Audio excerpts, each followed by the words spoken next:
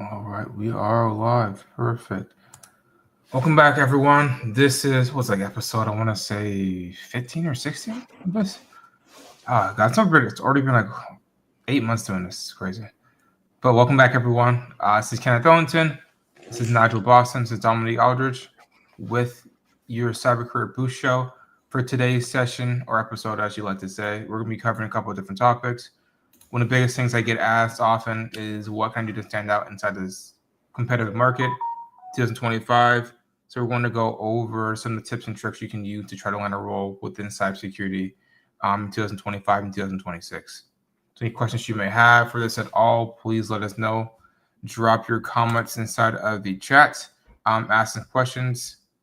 As me and Nigel like to say, closed mouths don't get fed. So if you don't speak up, we can't read your minds. Or I can't speak for everyone else on the board, but I can't read your mind, right? So if you have questions at all, just ask us.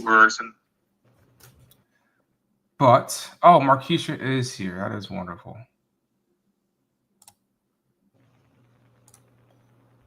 MarKeisha, how are you feeling? Hey, I'm okay. How's everybody? doing good. Can't complain. You can always complain. Doing well. I mean, you could, but like nobody cares, so I don't ever do it. You know. You're right. Okay. So everyone is on board. Sophie is traveling back home. So she's on, I think, airport right now. So she won't be with us today. But she'll be back on next week or a week after that. So the first thing that I want us to cover, and I shared it with you guys, this is the wrong one. Let me pull it up. Is I think most of you guys know who Hampton North is, the recruiting company with Stuart Mitchell. Yep. Okay, perfect. Yeah, they seem familiar. Mm-hmm. Yeah. All right, I'm going to share my screen. We'll talk about this for 10 minutes. I'm curious to see what you guys' perspective is on it, and then we'll get inside of the questions that we have. Let me see. It's the right one, please. Oh, thank God it is. Let's see here. So, as I think most of my audience knows, or maybe not, I won't say that. Black Hat, DEF CON, B-Sides, Black Rose Hack, the Anna Initiative, they're all held within a 2-week period in Las Vegas every August. So that's where all the cybersecurity people go to. For some god reasons in Vegas during the summer, I don't know why. I really don't understand, but that's where it's at every single year, right? So Stuart Mitchell runs Hampton North. They're like a premier recruiting company within the cybersecurity space, right? So he normally hires for senior lead and then like leadership positions within cybersecurity. So he went towards Black Hat specifically last week. So these were some of his insights, right, from speaking towards CISOs, leaders, CEOs, executives, founders within the space, right? So I'm curious to see what you guys' perspective is on some of his points.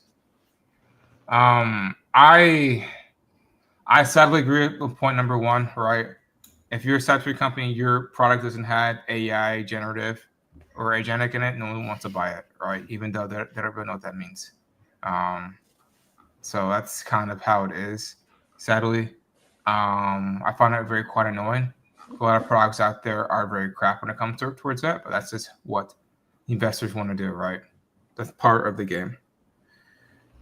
Another thing I thought was interesting was number 3, and I can definitely attest towards it. Me and MarKeisha, right? More firms have been hiring this year than have in the previous probably maybe 18 months, right?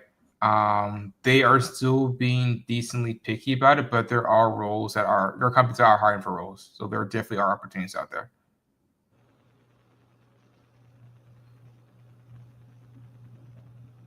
Dominic, I'll have you go first. What are your thoughts? Yeah, I enjoy all these points. I feel like it's always great to, hear somebody that's a respected person within the field to like give their honest take. I think sometimes in cybersecurity things can get kind of die down or people kind of sugarcoat things. So I'm glad that he's touching on some of those. I would say the specific point that I saw, I think it was 4. If you could like pull it up, because I was trying to read it again because it's a little bit kind of small on make it bigger for you. Where can I my zoom in? Is that better? screen. But here is it. Oh, did you share it? Oh, Yeah, let me share it actually. Drop into the chat. I'll share for everyone, so everyone has it. Perfect.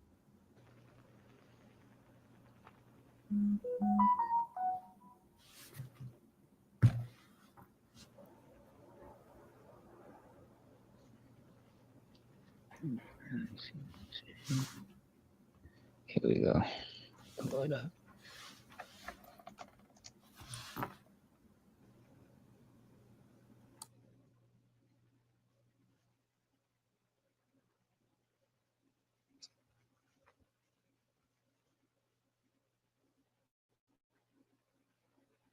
Yeah, I guess the thing that kind of stood out to me was number 4, how he says, I would imagine the cybersecurity community speaks more in the chandelier bar than it does on security awareness training. I think it kind of just shows where priorities are. And I understand that when it comes to conferences, networking is important and being able to let loose a little bit is cool. But at the end of the day, the point is to like be able to come together and figure out ways that we all can be better as analysts or however you may be working within cybersecurity. So I think there definitely probably needs to be a little bit more priority on like how we can be, I guess, better, not just for ourselves and our careers, but at the end of the day for the companies that we work for. But I would definitely say that's probably the one point that caught my eye.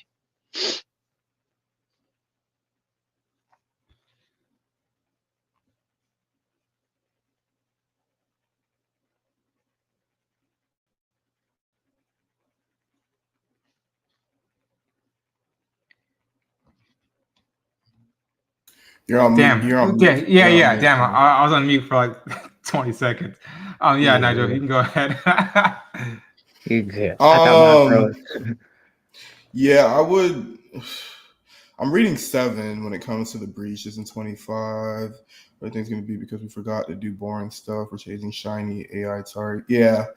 I think just from my perspective, with all this AI, it's still, the number one initial access is phishing, right?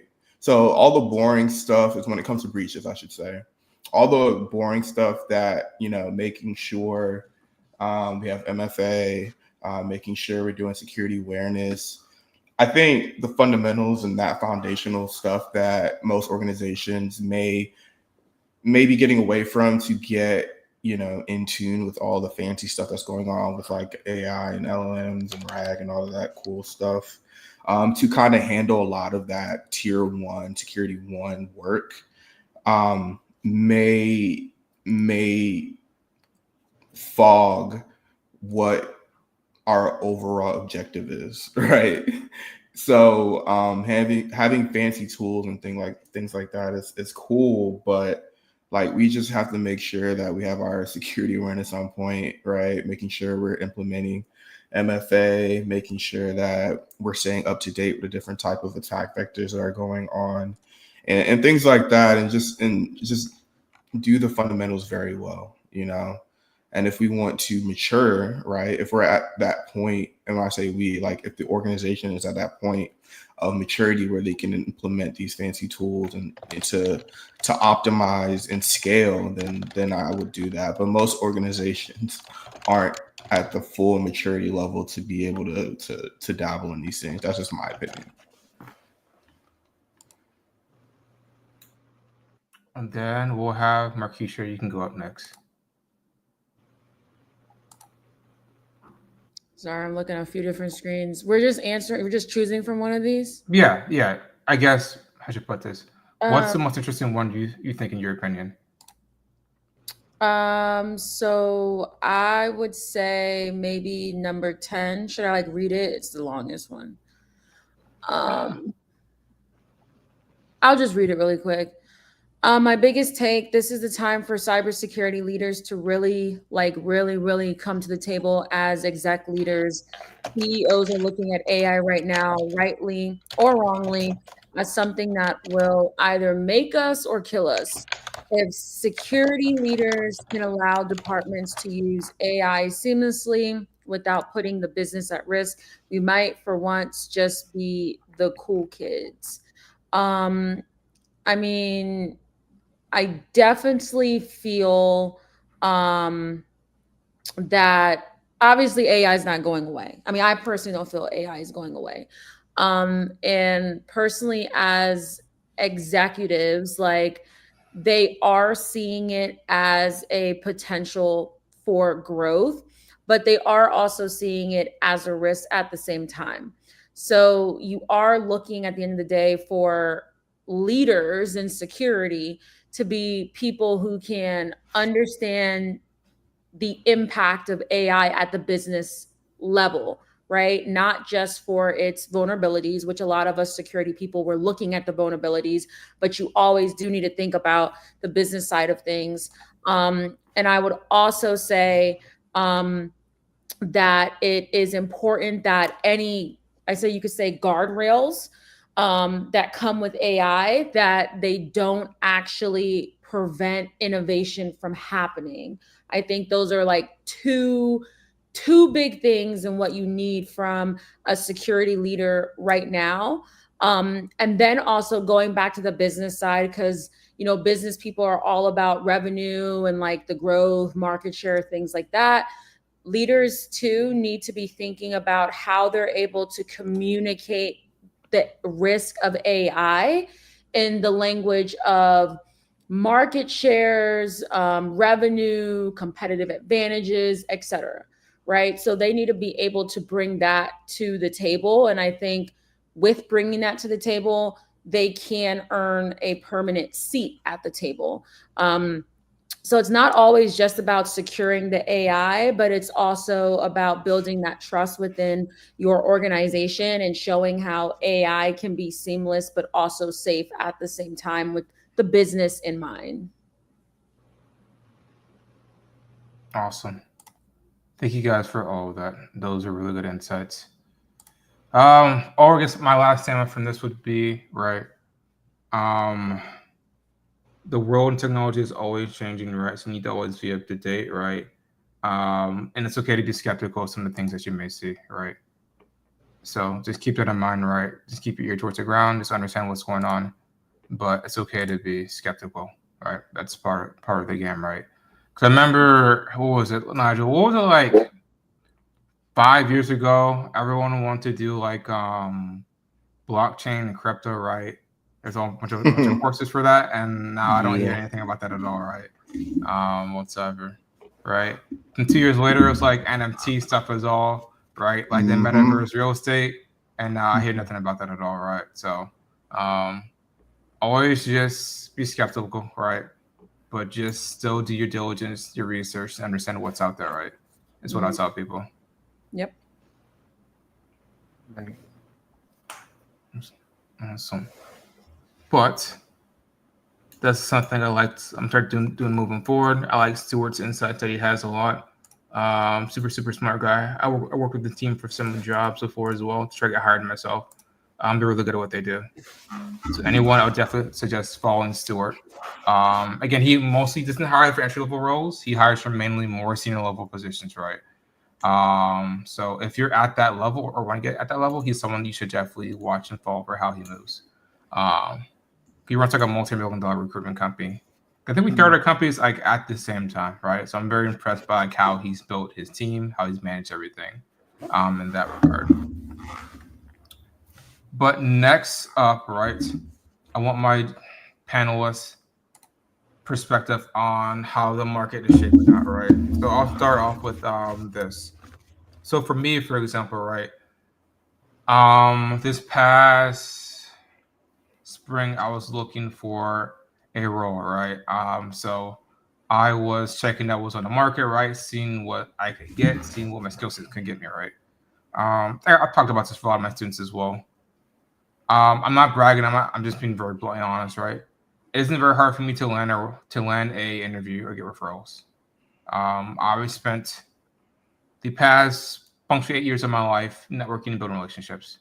As you guys can all attest towards that, that's how I know all you guys.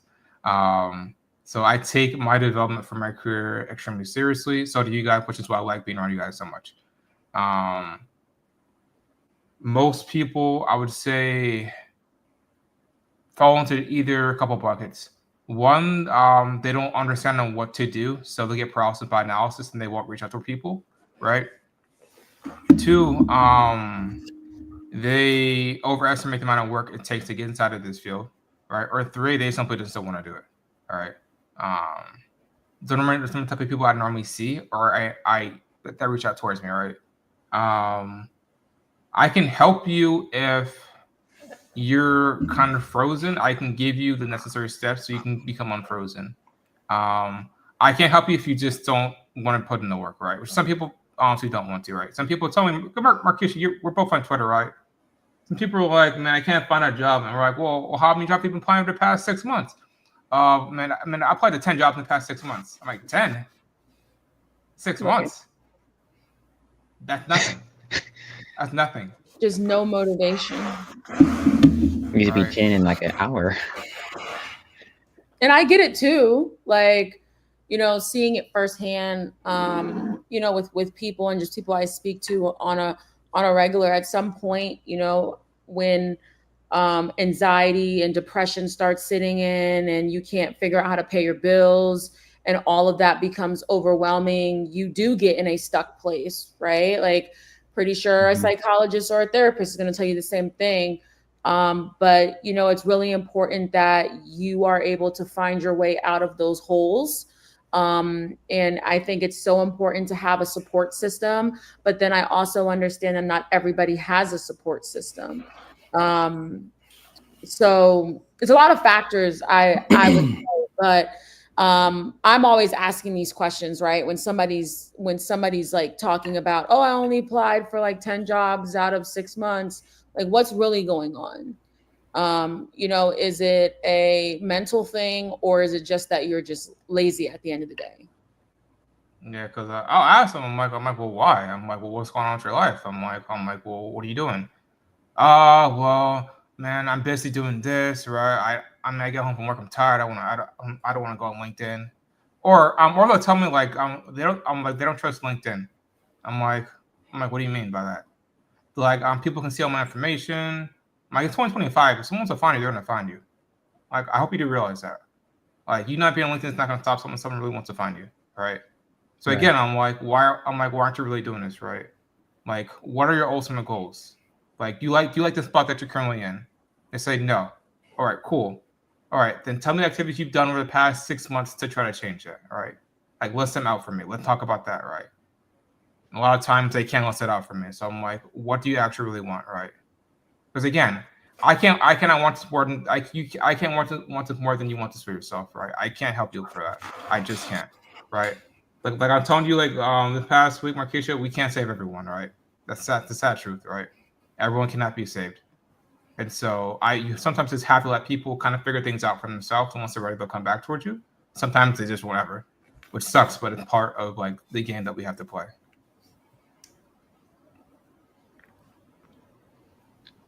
Yeah, I think I'll also touch on it too, because I'm more newer into cyber, even though I've kind of been in the industry for about 3 years now. Most of my experience does come from my internships, but recently I did land like my first role. I think the market is kind of like in this, I guess, how would you say it? Like this mixed place where like there's still entry-level roles, but it's kind of not like how it used to be, where there's like you don't have to have any experience. I think at times now they're definitely going to require experience, and I think when it comes to that, you have to like shift your mindset. I think a lot of people just get discouraged because they see, I guess, social media people talking about this or that, and they forget to realize how hard it actually is to get into cyber. I think, like you guys said, they kind of underestimate what it takes to actually break in, and they don't do the proper research. And I think that's what happens with the mental lapse, or when they say, oh, I've only applied for X amount of jobs. They're not fully doing the actual research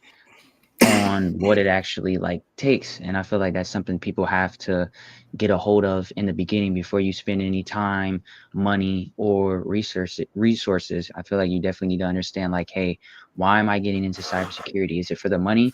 Is it because I actually love it? Or do I just want to change jobs? And then from there, what is my niche? What do I feel that I will be the best at? And then from there, start going into getting the hands-on experience and doing the things that they need to do. But I feel like this job market is a little bit tough. I feel like just with the economy, all job markets are probably tough, but the mindset is what's going to separate people from the rest of the pack. And if you can get that mindset portion down first and really create a roadmap for yourself, I think that's what will put you ahead and give you that, I guess, little edge in this job market. Yeah. Oh, and MarKeisha, your banner is good now. That's fine. Ye- Nigel, go ahead. Go ahead, Nigel. Yeah, y'all. Those were all great points. Y'all are a lot nicer than I am. Okay. I feel like it's a simple formula, right? I think with most aspiring professionals, I'm glad I'm not seeing those in headers anymore, but aspiring cybersecurity professionals, two things, right? It's imposter syndrome and it's analysis paralysis, right? Imposter syndrome is not going away throughout your whole career in cyber. I'm just going to let you know that right now. So here's a peek behind the wall. You're always going to have that. So you should just accept that at the beginning. During your search through the job market, during your learning and going through all these different YouTube videos and boot camps and all these different things, you're still going to have imposter syndrome. The second thing is analysis paralysis. You're going to go on TikTok, Instagram, YouTube, watch all these videos of how can I be a cybersecurity analyst? And you're just going to keep doing that and doing that and doing that. You're not going to actually do something that's going to get you where you want to get. You're just going to analyze a whole bunch of things. And I get it. Getting to cyber is like the equivalent of maybe not becoming a doctor, but the work that you have to put in is very, very a lot, right? And if you're constantly just second guessing yourself and trying to gather all of the market research you can about being a SOC analyst and never, ever opening up your window, going to the command line and learning something, you're never going, like you're just analyzing, right? So analysis paralysis, imposter syndrome. Those are the biggest things that when people reach out to me, it's just like you guys are asking a lot of questions. I don't ask a lot of questions. I keep it very simple. Like, what do you want to do? I want to be in cybersecurity. What domain? If they're not even telling me something specific in cyber they want to do, that tells me they've done no research. They're just saying, I want to be in cybersecurity, right? It's either that or they'll list out like every single domain, like incident response, DevOps, DevSecOps. I want to be a SIM engineer, SOAR engineer, threat hunter. I'm like, well, which one? I can work with that. All the different, those are different right. fields. Right. So at least they have a peek of what the field has to offer. So then I can start peeling the layers back. Because if I just kind of throw everything at you, then 9 times out of 10, you're going to say, you want to do what I'm doing currently or what you think is whatever kind of roles I start throwing at you. Right. So like I said, I'm going to step back to give more tangible, applicable things that people who are trying to get into the job market should do, right? Get rid of the analysis paralysis. Start doing. Don't watch all the start doing. Like find something that you like in cyber and start doing it. The second thing, you're going to always have that imposter syndrome. So just kind of strike that out. Like I'm never going to be, and you don't really want to be the smartest person in the room, right? So like you are going to always feel that. So the job market, right? What employers are looking for are cross-functional skills, right? Adaptability. Do you know what incident response is? Do you have some cloud background? Do you know what SIM is? Do you know what SOAR is? Do you know what an EDR is? Can you be adaptable and learn about these different skill sets, right? Then are you staying up to date with what's trending? AI, automation, emerging threats. Then certifications and real world projects. Everyone always says, what certification do I need to get for the job market? Employers value skill of application. They're not going to ask you what was question 5 on the CompTIA Security Plus. They're not going to ask you that. So let's have real world projects that show that you can apply the skills that are on the job description. That is how you enter the job market with a sense of confidence and understanding, and how you know how to pivot based on the roles that are available at the time, right? So I'm not going to say there's any role you can get it, but you need to go in there with a certain kind of foundation to even have some kind of confidence to move forward on how professionals that are on this call can help you, right? If you come in with a strong foundation and you know these things, then you have a better chance of landing your first role. And I'll stop right there because, like I said, y'all are way nicer than I am. But Yeah, I would. 'Cause my thing always is people told me that I've been gatekeeping. I'm like, I'm not gatekeeping. So my philosophy is I want everyone that comes to me to have as much information as humanly possible, make the best decision possible, right? I don't want to lie to someone to not hurt their feelings and then they make a crappy decision for themselves in their lives, right? That's pretty unethical of me. So I like to be as honest and upfront about it, right? A lot of people don't like that I'm blunt and honest. I don't really care, honestly. I'm me, and you either like me or you don't. If you don't, that's fine, right? So I'm brutally honest about, hey, this is what I did to get into cybersecurity. For 2 years, I literally worked into school for 80 hours a week. I did nothing. I didn't really have too many friends, honestly. I got the USF. I got the Publix like at 6 a.m. in the morning. I worked towards like 2. I drove the USF, slept in my car for a couple hours. I was dead tired, studied, went to class for another 4 hours, got home like around midnight, studied, ate, and did the same thing over, woke up at 4:30 over again. Did that for 4 days in a row, then had Friday off. Saturday and Sunday, I worked for probably 10 to 12 hours and I studied. Did that for around 2 years, right? That's probably how I got here, right? People are like, wow, like I'm like, that's so much work. I'm like, no shit, it is. I'm like, that's why I'm here, right? It's hard, right? Hard things are supposed to be hard because they're hard, right? You can't get around it, right? Everything you want in life is going to be hard, right? So just accept that, all right? That's what I tell people. People don't like that. So just to give a little bit of perspective here, with, my organization, Sire, it's really important for us to help people navigate their careers, but with a different type of approach. We always call it us being able to architect careers. So when people come to us, they don't necessarily need to have it all figured out. A lot of people come to us and they're just like, I want to get into tech. I want to get into cybersecurity. And that's great. One of the exercises that we do, we call it a skills gap analysis, is we assess your skills. So your current skill set and then a skill set that you are also looking to acquire. And we also do a little bit more, but that helps us to really narrow down the specific specialty or domain within cybersecurity or tech that makes the most sense to you. So we do start from scratch with people here, when they come to us. But I do think it's important that professionals looking to get into the space actually do choose a lane early on. It is going to be the only way that you are going to make progress towards what you're looking to do. I'd also say for people that are looking to get into the industry it kind of goes back to what I was talking about previously, answering number 10 or responding to number 10, is it's important that you also understand the business side.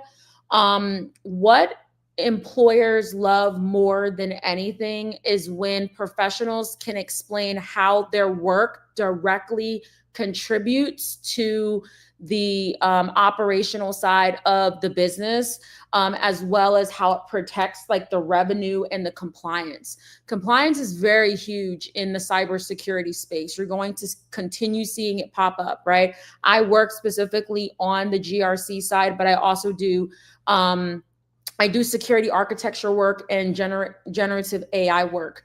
But that is one place to outshine any technical person, is when you can talk about how the work you actually do is going to protect the revenue, the risk, and the compliance of the entire organization. So that is one way that you can stand out.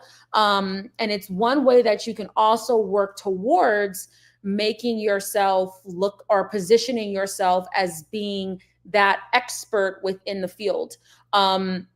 I too agree with what Nigel said in terms of that aspiring cybersecurity professional. We definitely don't want to see that anywhere, not on your resume, not on your LinkedIn, not on your social media. You need to come to the table as though you are already the expert. The people landing the jobs, even the ones that don't necessarily have all the experience, they're coming with that confidence, and they are able to speak in that type of manner and to show the hiring manager or the recruiter why they are of value to the organization. So you always need to be coming to the table and presenting yourself that way. It is all about personal branding, which a lot of people have zero clue about. And I'm telling you, you have to personally brand yourself. You are an entity outside of any organization that you have worked with. The people that are getting hired are the ones that are looking like the experts. So, for example, if recruiters and hiring managers are skimming through LinkedIn and they happen to come across Kenneth, they're looking at all of the stuff Kenneth has done, all of these lives, all of the posts, all of the projects that he's featuring. You want to hire someone because that person is going to feel more inclined to market your organization. And that is called organic marketing. That is free marketing. Companies want that. So they're looking for these people who have a voice, but who are also the thought leaders in their industry. Yeah, how should I put this? MarKeisha, you wouldn't for your wedding, you wouldn't hire an aspiring chef or a wedding maker for a cake, right? You wouldn't do that. You wouldn't spend all that money for it. Correct. So people like don't put aspiring, right? I don't want to hire an aspiring architect to build my $2 million house, right? That's not something I want to do. Or I want someone that's done it before or has the skill set to do it, right? So you can either do it or you can't do it, but don't put aspiring. That doesn't help anybody out.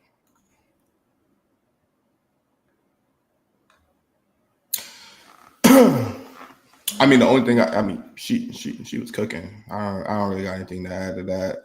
As you're building that brand, which is very, very important, like that's your billboard. Like, hey, this is what I'm doing, right? Let's not be.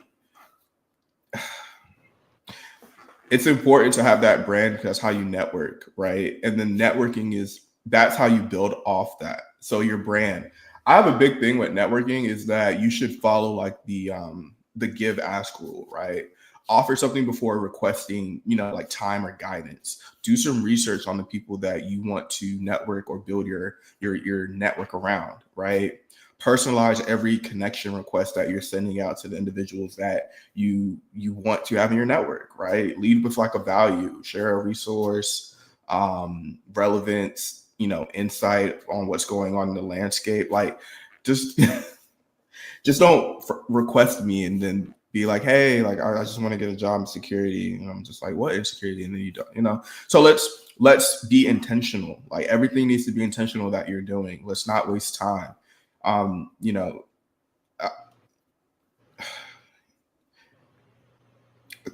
You have to be intentional with your time and what you want. There's no half that, like you can't work around this. This is not the field where you can like work around and be like, oh, okay, boom, I got my first security role, I'm good. Like there are tons, the competition is very high, right? It's very high. Anyone that's leading you to believe it's not, or selling you this dream that you can do it in this time, like, you need to do more research. And if you don't, then I don't really feel sorry for you. I'll say this, and then we'll get towards the questions. MarKeisha can probably talk about this more as well. One of my biggest pet peeves, right, is when I spend almost an hour talking to somebody, right, MarKeisha? Either on a call, discovery call, trying to help them out, trying to help them reach their goals, right? Then we schedule another call, right? And then they don't show up on the call, right? And then like 4 months later, they try to ask for help or ask for a job, right? Or ask for like a referral. I'm like, so now you want to talk to me again, right? So again, people, like, it's a very small circle for cybersecurity. Especially the higher up you get, everyone knows each other, right? Most of the really high paying roles, they're all done through referrals and networking. I promise you, because I'm doing it right now. Every job I've gotten since I graduated from college has been through referrals and networking. I haven't like directly applied on the site to land a role. Someone either talked to me and say, "Hey, Kenneth's a great candidate for the position. He should be put on our team like as soon as possible." Then I get the job, right? So again, right? Please, you can't make a call or something comes up, just tell them, all right? Just don't leave them unread. It's a very big pet peeve of mine, but you can go ahead, MarKeisha. No, I mean, that's a huge pet peeve, and it's not professional, and it also doesn't show respect for the other party.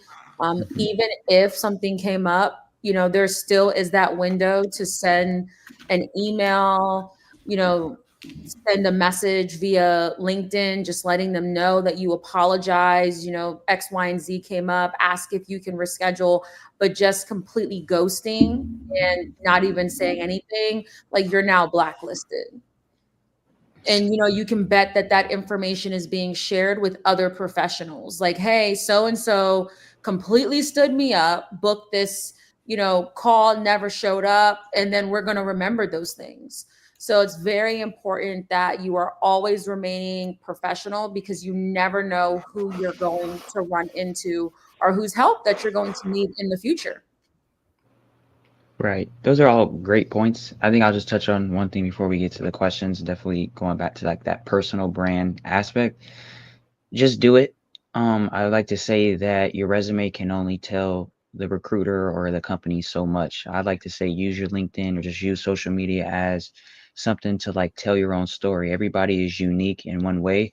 And what's beautiful about cybersecurity is that there's no one size fits all path. However you get here is how you get here, and use that and tell a story within that, whether that's how you're learning, what you've gone through. I've gotten all my jobs kind of like Kenneth, where either someone referred me or due to me posting so much and being so consistent, they're like, hey, I love your content. I think based off of how you explain these things, I think you may be a good fit for the role. So I always say, just do it. Don't be afraid. Yes, there's gonna be times where you get one view or one like, and it's okay. People respect when you're being consistent, but then also when you're able to take any critique or any advice and then start implementing it. And it did take me a while to get my brand where it is now, but if I never started, I would have never got to that point. So I always just say, just do it, and you never know what can happen. I gotta add really quick, because this is my first time meeting Dominique, and this is an honest, like, he kept popping up on my LinkedIn, and I couldn't figure out why. I was like, what is going on? Like, do I know this person? Did I meet him? And then I started seeing him on TikTok. I was like, nah, this is crazy. And then I realized, I went to his page and I looked, I was like, oh, he's posting like every other day, like every day. I'm like, oh, okay. So then I get it. So I would say, if you're going to take anything from this call today, and he didn't pay me to say this or anything, go to his LinkedIn and look what he did. And that's how you build a brand, and that's how you stay consistent, and that's how you get your name out there. Because I'm literally telling you right now, he kept popping up on my LinkedIn on what he was doing, getting his surge, this interview, that interview, and then he got his role, and then it went crazy. And I'm like, oh, okay. And then it makes sense. It's like he put the work in, he branded himself to say, hey, this is what I want, this is what I'm doing, and then he got it, right? There was no analysis paralysis. He was doing things, right? So I just want to put that out there. Like I said, I'm just meeting him today, and I was just like, oh, I know who this is. I don't see him on TikTok and LinkedIn and Instagram and Facebook, MySpace, like everywhere. I was like, what is going on? Thank you. Yeah, very impressive, Dominic. I've been following you, Dominic, for like the past 2 years. I've been very impressed by you. You've done a good job, young man. Thank you. I'm impressed by all y'all. I swear, I just try to take bits and pieces and just try to be unique as much as I can. I feel like sometimes with LinkedIn, people tend to gravitate towards what everybody else posts, but getting inspiration from all three of you and, you know, other people within the industry definitely helps when it comes to posting and understanding how I should attack things. But for sure, thank you. Right. So it's all about consistency. You know, you just have to do it. That's what it comes down to. It doesn't need to be perfect, but people need to continue to see you. Absolutely. But now it's the last part of the next 20-25 minutes. What we're doing is answering questions from the audience. So again, guys, if you have questions at all, just drop them in the chat. Club mouths don't get fed. So if you have questions, please drop them. Right. But half the time, Nigel, people will ask me questions afterwards. I'm like, I saw you were on the call. You didn't ask any questions. Why? Right. Don't be afraid. I always get that too. They're like, don't be afraid. I was in the call and I'm like, why didn't you just ask me? It's okay. I mean, I still answer. The first question we have from Maurice, he puts, if machine learning and AI are booming right now, how do you guys think it can be utilized to help secure digital infrastructure for a company? MarKeisha, I'll let you go first. Sorry, I was thinking about the question since machine learning and AI. Oh, actually, no, you said. No, continue because I'm reading. I'm just okay. Yeah, I think how it's going to secure digital infrastructure is by like analyzing massive data, right? And it's gonna analyze massive data sets in real time to detect anomalies, right? It's gonna also be able to predict threats and prioritize vulnerabilities in infrastructure. So that's going to help potentially reduce like false positives. You'll be able to automate repetitive tasks. You can do that now through obviously automation, but I think the biggest thing is the predictability and the actionability at a faster rate than a human doing it is what it's going to help when it comes to securing, you know, like the digital infrastructure. And correct me if I'm wrong. That's just my thoughts on it. Nope, you aren't wrong at all to mention the predictability of it. I would also say, and two, you touched on this a little bit, but just like that automation piece.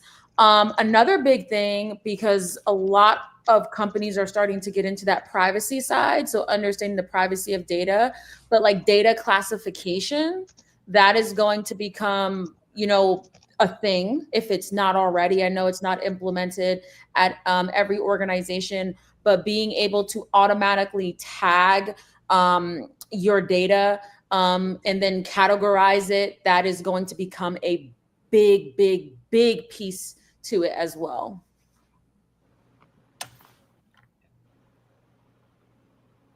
I am an expert in this, so I won't speak. I won't.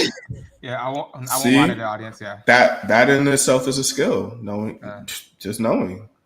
Like, sometimes I think like quantum computing a lot of time. Like I have no idea, honestly. Like I don't specialize in that at all.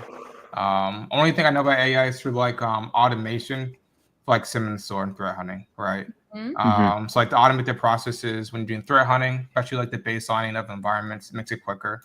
So you don't have to spend as much time to get a baseline. Because normally it takes like between 30 to 90 days to gather enough data. So you can kind of speed up that process with it. But overall, other than that, I'm an expert in AI. I just know enough to do my job properly.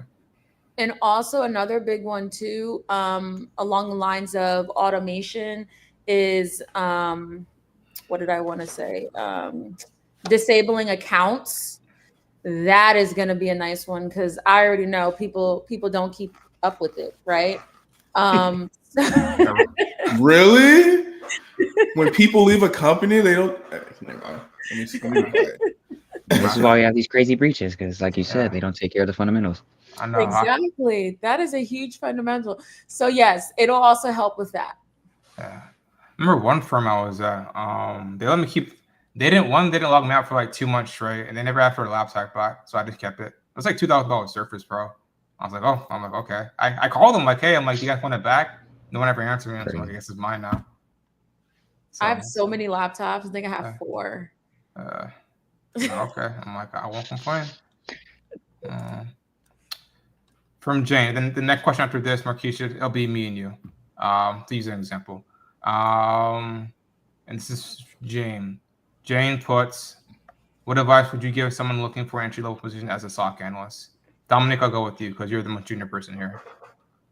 Yeah, for sure. I think the first thing you should do is focus on the fundamentals of being a SOC. So at first, not just the tools, but like understanding like what a SOC actually is. I feel like you can't be a SOC analyst if you don't know why they're important, what they do, and how they're actually able to, protect the organization. So I think you definitely need to understand like your niche fundamentals first, and then from there, and once you have that foundation, start researching the actual tools to learn.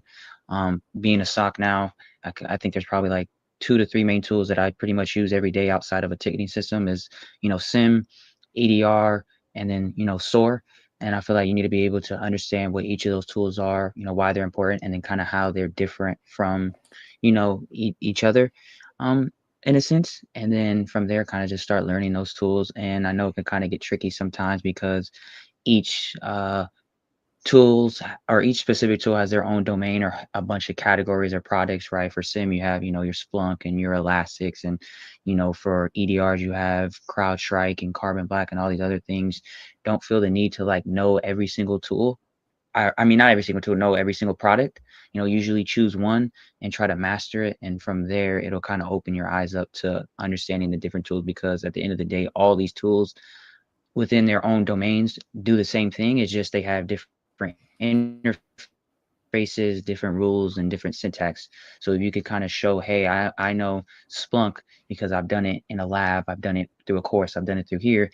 They know that you're more likely to, maybe be able to learn Elastic or learn Sentinel because you understand the fundamentals of a SIM tool in a sense. I would say those are probably some things that can help. And then another thing that's pretty underrated that really doesn't get talked about that much when it comes to being a SOC is the writing and the documentation and communication process of what it takes to be actually, in that role.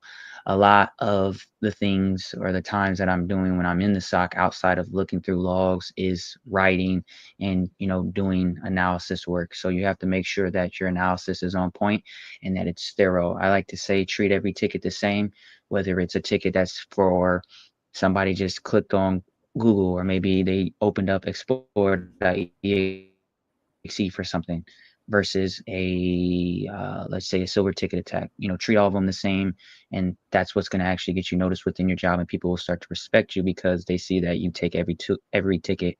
I would say pretty serious. So I would say those are some of the things that you should work on when it comes to trying to be a SOC. And if you have questions, use Google. I use Google every day. Reach out to people on LinkedIn if you're struggling, and don't be afraid to talk to people at your job. You have to realize that even though you're entry level, everybody started at your position. And don't be afraid to ask questions if you're struggling on a ticket, if you're struggling learning the concept. If you have a good environment, a good team, they're going to help you and they want you to get better. Okay. Keyword: good environment, good team. It's not always the case, but Yeah. if it is, definitely ask for help. If it's not, do not ask for help. I'm honest. Sometimes We'll it's not. throw you under the bus. Yeah. If it's not, go rely on ChatGPT and Google and some people you make friends with on LinkedIn. But yeah. Yeah. I'm gonna kind of, maybe I'm the question a little bit too much, but I'm gonna give like two parts to it.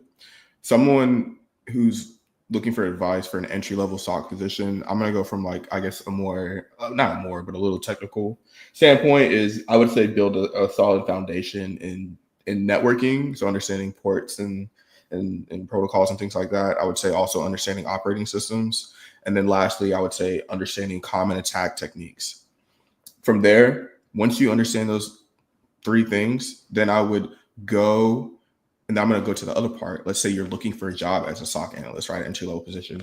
I would go and look on LinkedIn. I would type in SOC analyst in the search bar. I would go to jobs and I would look at the first 3 jobs. I would read the job description. I would look at the skills or the what you would be doing at that role.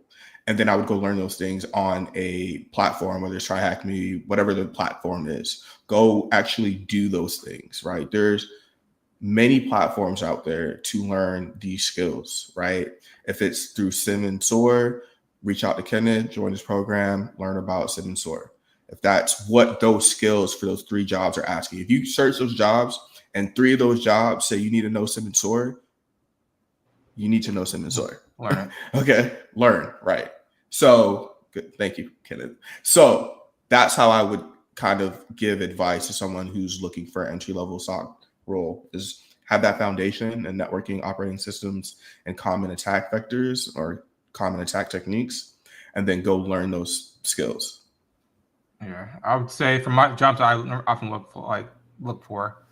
The skills are almost always the same, honestly. It's like detection engineering, building core and roles using SPO, KQL, Sigma, YAML. Then so some type of scripting language, maybe Python. Maybe you're doing it in SPO. Maybe you're using PowerShell. You're using Go, right? They don't really care. They just want you to be able to actually write a script to automate something. Other part would be some type of CI/CD pipeline. Sure, DevOps, Git, right? So some variation of majority roles I try to apply for or look for or help people get. For detection engineering, sim engineering, automation, there's some type of combination of that, right? And you'll see it over and over again. So if you see that pattern, you're like, hey, these are some of the 4 things I might need to learn. Don't learn the ad for AWS, GCP, and Azure. Don't learn all 3. That's way too much. Just pick one, get good at it, and go from there, right? But yeah, basic stuff.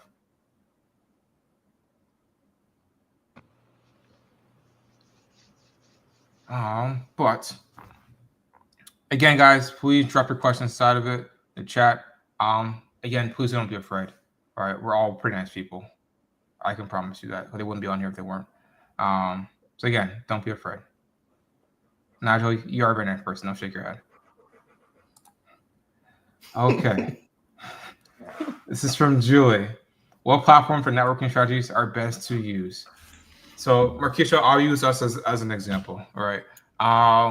So initially, MarKeisha got my radar. This is back during, I think, my senior year of college. So like 2019, 2020. I saw MarKeisha on Twitter. MarKeisha is a lot more outgoing on Twitter than she is on LinkedIn, which is very funny. Wait. It's not that I'm more outgoing. It's just that LinkedIn's more professional. You're much more brutally honest, which cracks me up. So she got my radar, right? I think I reached out to her, so we started talking, right? Just asking her questions about some things she does. And then like this past year, right? You posted something which I really piqued my interest. So I reached out towards you, right? And then I think I told some people I was going to the DMV area for vacation, right? For like a week. Henry told me, he's like, Kenneth, he's like, why are you in DC? Don't forget to meet up with MarKeisha. I'm like, oh, thank you for reminding me. So I texted MarKeisha. Then we met up at lunch, right? And then I got to actually meet MarKeisha in person, see her energy, see her passion, right? See how she carried herself, right? Which really intrigued me, right?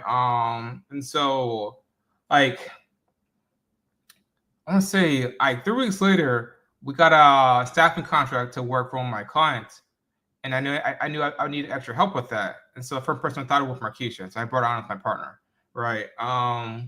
So literally just stuff like that, right? Again, like I always say, it's a very, very small world, right? So making good impressions on people by just honestly being yourself, if you're a good person and you know how to talk to people, it's extremely important, right? And me and MarKeisha have been working together ever since, right? So just being able to actually do that is really, really cool, right? That's probably how I met like Nigel. That's how I met Dominique, right? We met at a networking event and we kind of went off from there, right? So again, the more you're able to do that, the better off you'd be. MarKeisha? Yeah. Another thing too that I find, so some really good platforms. LinkedIn to me is always going to be number 1.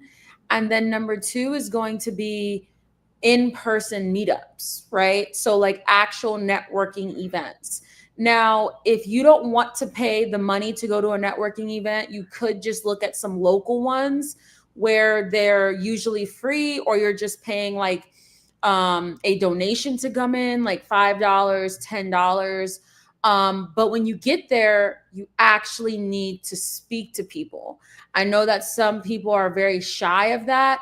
I too can be very shy. And it is energy draining, yes. God. But I mean, but you're gonna suck it up and you're gonna do it, right? You need the connections, you need the jobs, you need the money. So you're just gonna have to just suck it up. Do it in like 15-minute increments, like put yourself on a timer. So for 15 minutes, I'm going to talk to like 3 people super fast. And then I'm going to go in a corner for 20 minutes. And then I'm going to do it again. Right? Like, I mean, you have to come up with something that works. But it's important that you are putting yourself out there, because if you don't, you're never going to meet the right people. It's just, I think I was doing a live last time with Gladys, and she mentioned it's the same thing as relationships. If you're staying in your house, you're never going to meet somebody that you possibly should meet, right? So same thing, you have to get out there, whether it's scary or not. You have to face your fears and you have to do it. I also want to add too, because I find a lot of people do this, is when they're looking to network on LinkedIn and they're looking for a job. And this is just from recommendations people are starting to give, is reach out to the people at the company that you want to work for, but like reaching out to like somebody that does the job that you do.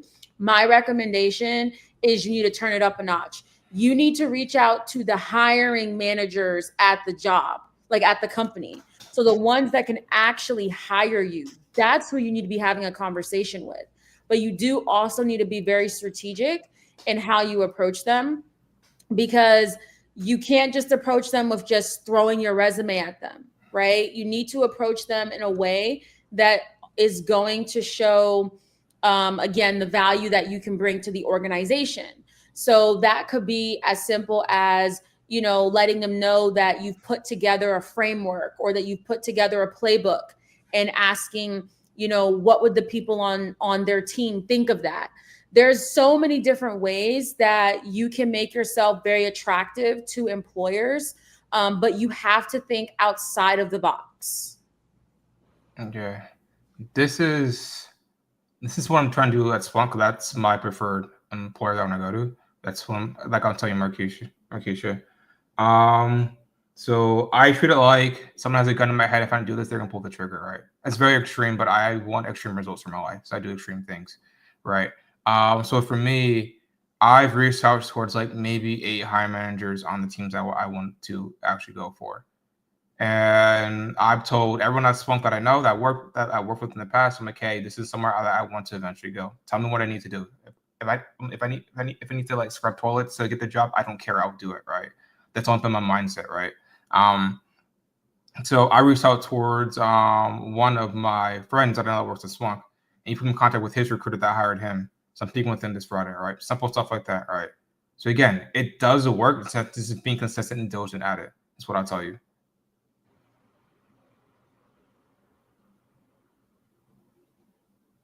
Nigel?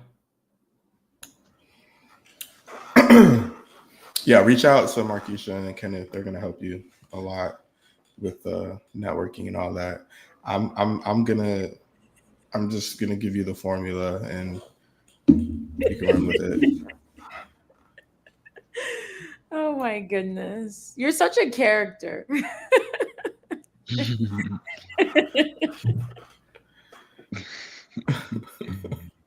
I mean, Nigel's very he is very interesting. He's very honest. He's Nigel's more to the point of like, you either want it or you don't. And if you don't want it, that's fine. I'll go about my day. Facts. Like, oh, you don't want to get the job for real? I'll fight and show the value that I can do my job and yours. No problem. Cause someone can take the job. That's the reality of it, right? Someone can take. It's when you strip all that down and you just look at it from that perspective. I saw a question in the chat. They asked, what we do and how we all got started, but that's kind of where I came up. Not developed, but I've had this mindset. But when you're backing a wall and you really look at it like that, then it is simple and it is a formula, right? So that's kind of the reason why I kind of approach it like that. And when you have it like that, like there's no other distractions or barrier, like you're focused. So if I say, hey, this is what you need to do, and this is the best course of action, I'm not saying it's 100%. This is a very strong course of action you can use to take, and you'll probably be ahead of 80% of the people who are trying to get in the same field as you, but doing all these other hoops and analysis paralysis and, you know, applying to 10 jobs in 5-6 months and thinking like, man, why am I not getting a job? You know, but like, if you do these things, right, you network, you reach out to people, you build genuine connections in LinkedIn and in person, right? Like I always say all the time, let me choose this carefully. I go to conferences now to network, right? I go there to meet hiring managers, understanding the skills and demands of the landscape. And then when I talk to my peers, I talk to them from more technical standpoint of, hey, what are you guys doing at your organization that's working for whatever I'm working on, right?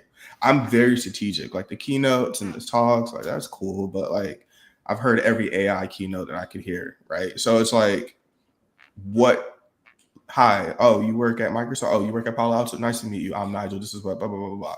That's how you network correctly and you follow up. It's not just a one thing. You send a message on LinkedIn, you like take a look at their page, see what they're posting about, follow up, see, you know, whatever it is. Yeah. Right. Yes. Be DJ Khaled annoying, right? Like we couldn't stop hearing about another one for like years. So you have to be that annoying. You have to be that intentional, and that's it. Like there's no workaround. There's no workaround to mitigate this, right? This is what you got to do. Then the last question we'll have is from Wender. So Wender puts hands-on experience is important. What tools would you recommend to learn and practice? Projects are important. How would I go about creating a home lab, and what projects should I start with? That's a very, very broad question. So honestly, depending what you want to do, right? There's dozens of different home labs you can do, right? Dozens of projects you can do, right? Like what are your angles? What sector within cybersecurity do you work in? What do you currently do for your job, right? What is your budget? What's your timeline, right? Those are questions I'd probably ask you, Wonder. If you have questions about that, you can directly DM any one of us, and DM me, and DM Nigel, and DM MarKeisha, Dominique, doesn't matter, right? Those are questions I'd probably ask you, right? Like, what specifically do you actually want to do, right? And what are your current skill sets? That would better able to give me a better answer for you, right? Because I don't want to tell you something and you just like, I hate doing Splunk or I hate SIM and SOAR. Those are awful, right? If you want to do more application development, there's different projects for that. If you can do more DevSecOps, there's projects for that. If you want to do red teaming, there's projects for that, right? It just depends on what route you want to take from that regard. Yeah, I would also say just doing research. I don't think there's a point to try to like reinvent the wheel. You know, there's so many projects that are out there. You can go on sites like Medium that gives you full breakdowns, or you can go on YouTube to find these labs or projects, or even certain courses may have it like Udemy or Coursera. Make sure you do your research. But like Kenneth said, you kind of have to understand what is your niche, what are you trying to do, and that'll pretty much baseline what projects or tools you would end up using.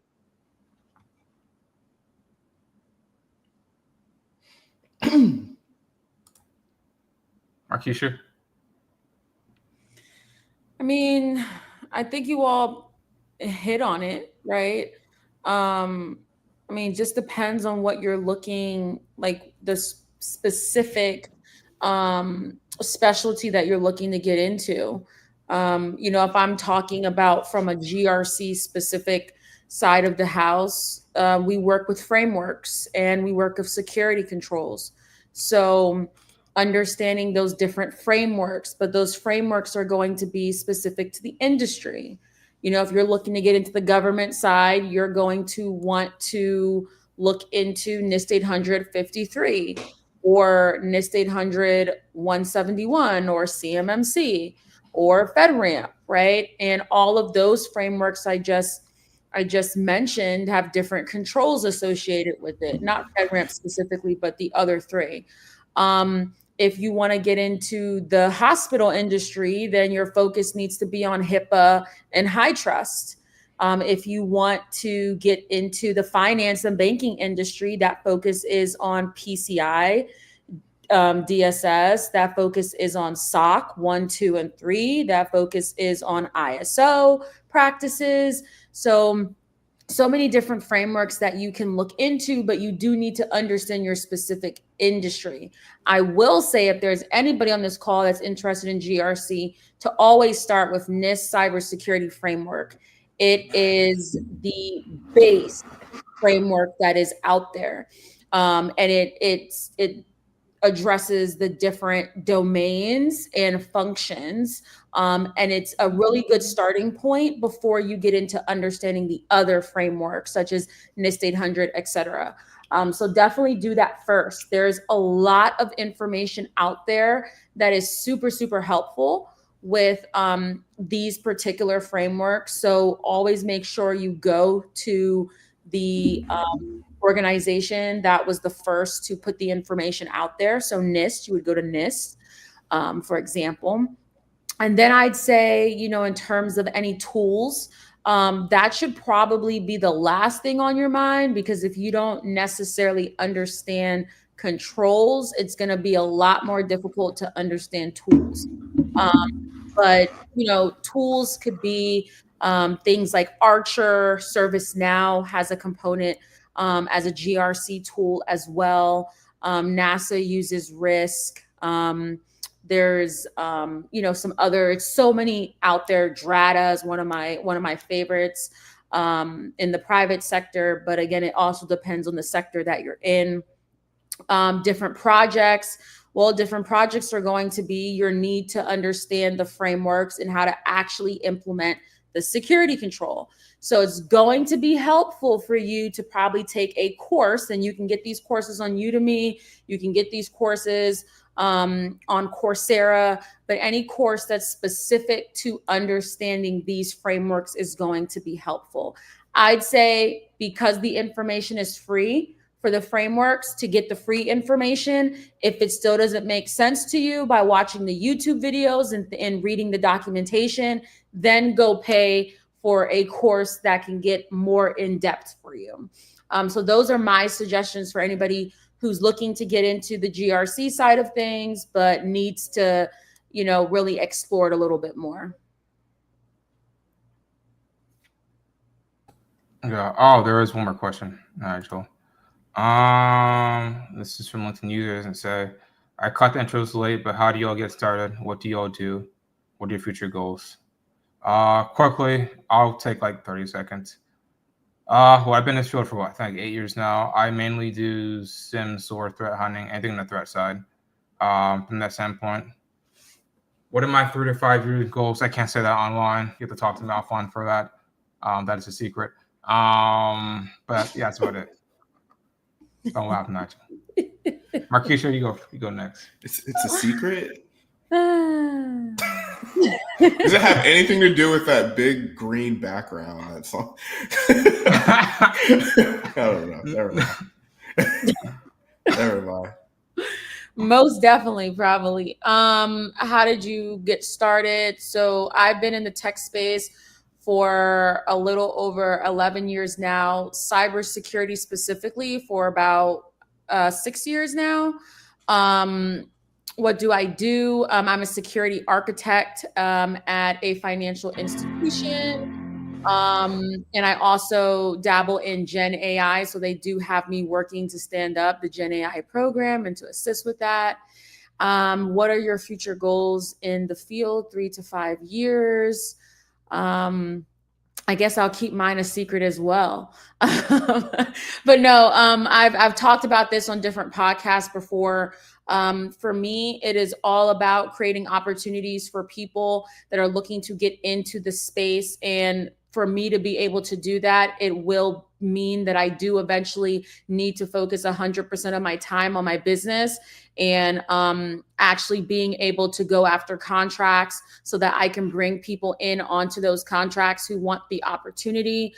Currently with Sire, though, we always give opportunities, especially for people who who aren't necessarily here permanently in the United States. I am very proud of that. We do help on that side of things. But 3 to 5 years would be to bring more individuals onto contracts and give them the opportunity, and to eventually, one day be able to sell my business. I think it's important to have an exit strategy. So I definitely want to build the business up, add another product to the business, because right now we're very service focused, and then sell the business to anyone who wants to buy it, obviously if the money makes sense, and then move on to the next thing. I am a huge investor, so that's where I spend a lot of my time, is investing. So it makes sense to what I'm trying to do, is to be able to focus more on that after.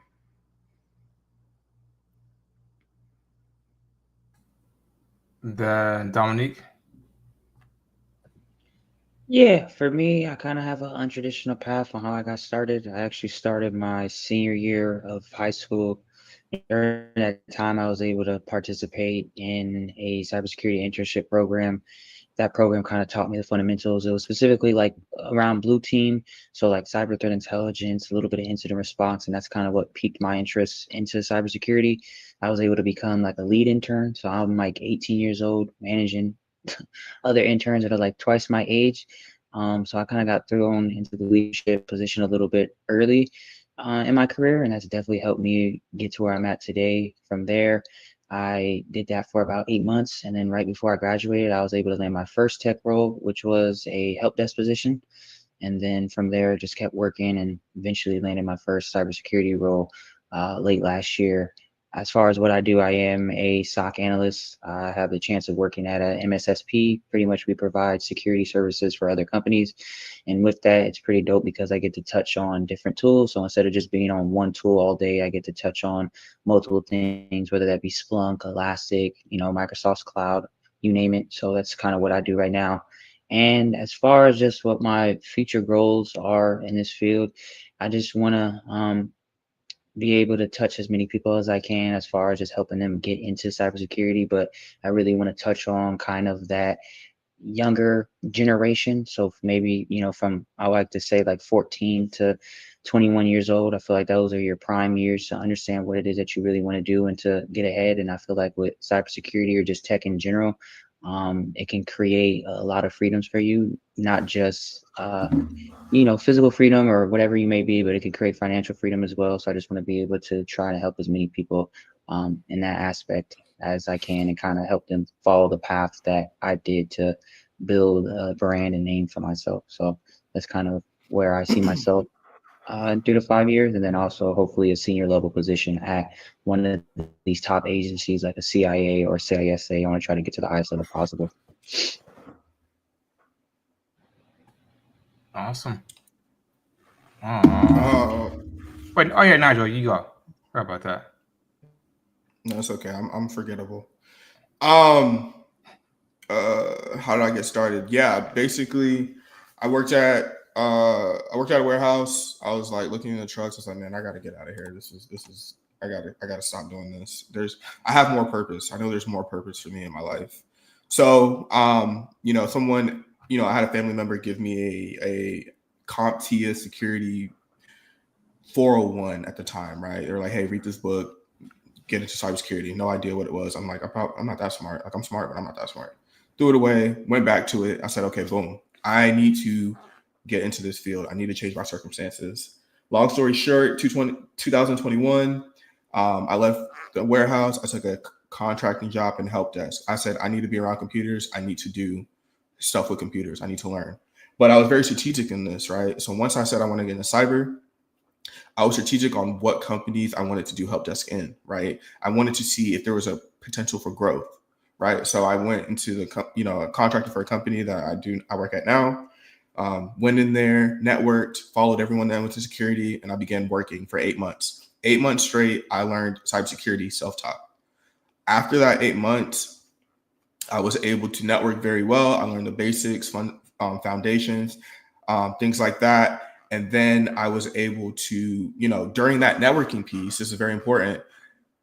People at my company now were reaching out to me and sending me roles based off what they saw I was posting on LinkedIn.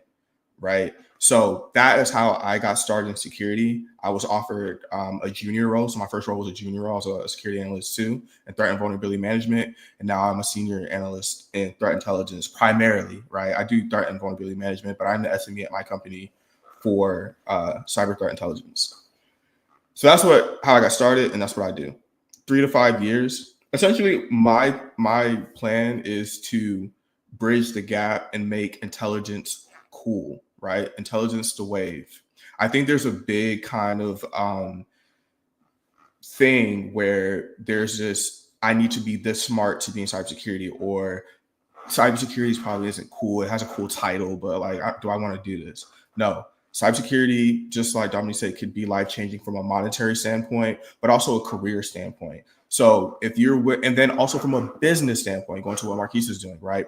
Once you learn these high demand skills, then you now have a service that you can offer to people who want to learn and grow in this field. So that's what I'm doing on, it's called Intel the Wave, right? Intelligence is the wave. We're going to make being smart, being in cybersecurity, and bridging the gap and making this fun and cool, right?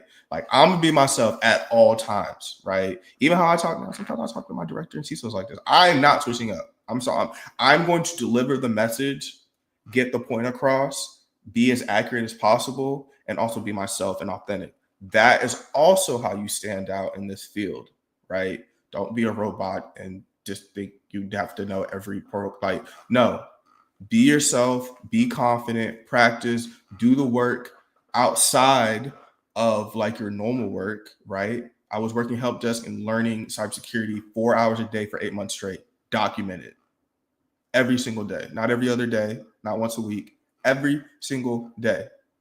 No college, no boot camp, learning, YouTube University. It can be done. So that's a little bit about me. Awesome. Perfect. Again, guys, if you have questions for me, MarKeisha, Dominique, Nigel, just reach out towards us. I'm specifically on enrolling more students from the program. I'm starving. I can't think straight. But again, if you have questions for that at all, just let me know. But otherwise, we'll have our next session like in 2 weeks. Me and Nigel are both speaking at B-Side St. Pete in October. So if you're in the St. Pete, Tampa area, definitely come out and support us, right? I'll be doing mine in Simmons stores. Nigel will be doing his in How I Became a Multi-Millionaire by the time he was 30, right? So if you have questions about that at all, I can't. I'm sorry. Billionaire. My apologies. All right. Yes, get it right. Not an M. It's a B. It's a B. And I pay my taxes. Yeah. Sure thing, Nigel. Anyways, again, if you guys have questions at all, just reach out towards me. Otherwise, I thank you for coming today, and we'll see you guys in 2 weeks. Do the work.